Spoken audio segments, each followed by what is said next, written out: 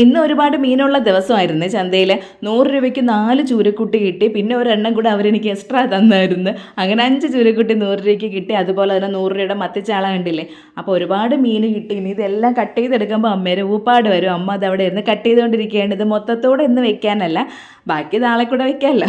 അങ്ങനെ ആ മത്തിത്തല ഉണ്ടല്ലോ, അതിന് ഞാൻ ആ കറിവേപ്പിൻ്റെ മുള്ളിൽ കുഴിച്ചിടുകയാണ്. ഇത് ഒന്നാം തരം വളമാണല്ലോ മത്തിത്തല.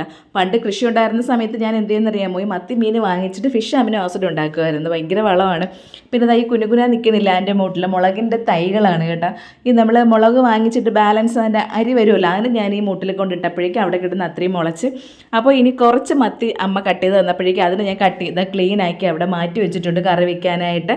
ഇനി അരി വറുത്താണ് ഇന്നും മീൻ കറി വെക്കണത്. അപ്പോൾ ഭയങ്കര ടേസ്റ്റാണ്. കുറേ പേര് അത് അടിപൊളിയായിരുന്നു എനിക്ക് തിരിച്ച് കമൻറ്റ് ചെയ്തിട്ടുണ്ടായിരുന്നു വെച്ചിട്ട്. പിന്നെ ഒരു ചൂര പൊരിക്കാനായിട്ട് എടുത്ത് വെച്ച് അതും അങ്ങ് പൊരിക്കാൻ വെച്ചു. ചൂരയും അവിടെ കറി വയ്ക്കാനായിട്ട് മാറ്റി വെച്ചിട്ടുണ്ട്. ചൂര കറി വെച്ചത് അരി വറുത്തിട്ട് കുറച്ച് തേങ്ങയും കൂടി ഇട്ടിട്ടാണ് ചൂരക്കറി വെച്ചത്.